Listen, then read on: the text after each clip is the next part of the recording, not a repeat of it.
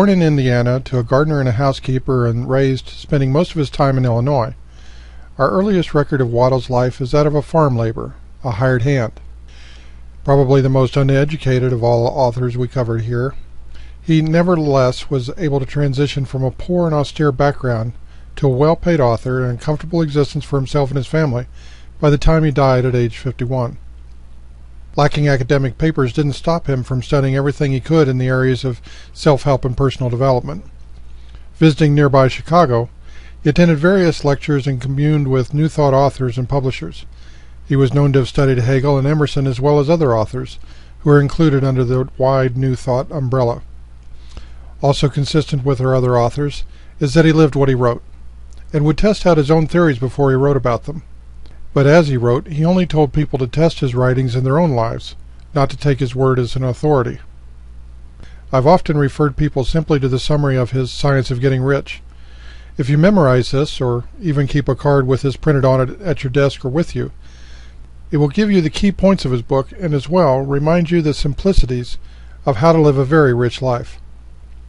As we go through these books, and I do encourage you to study each of these authors, you may find, as I did, how these authors keep starting to say the same things over and over.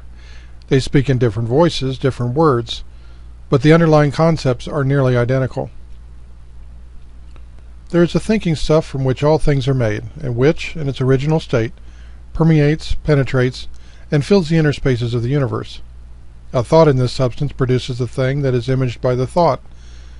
A person can form things in his thought, and by increasing his thought upon formless substance, can cause the thing he thinks about to be created. In order to do this, a person must pass from the competitive to the creative mind. Otherwise, he cannot be in harmony with formless intelligence, which is always creative and never competitive in spirit. A person may come into full harmony with the formless substance by entertaining a lively and sincere gratitude for the blessings it bestows upon him. A person must form a clear and definite mental image of the things he wishes to have, to do, or to become, and he must hold this mental image in his thoughts, while being deeply grateful to the Supreme that all his desires are granted to him. The creative energy works through the established channels of natural growth, and of the industrial and social order.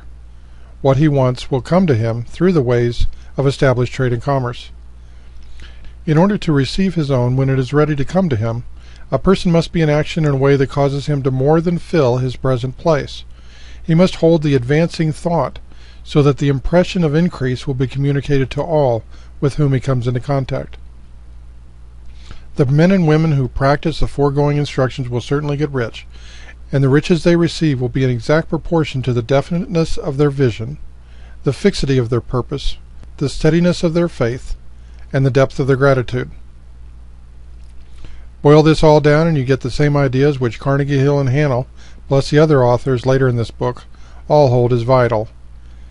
To the extent that you consider you can change and control what you think and what you would like to have show up around you, it is exactly to that extent, plus your faith in yourself, that your world will change. So if you haven't guessed it already, it is entirely up to you to change the world in which you live.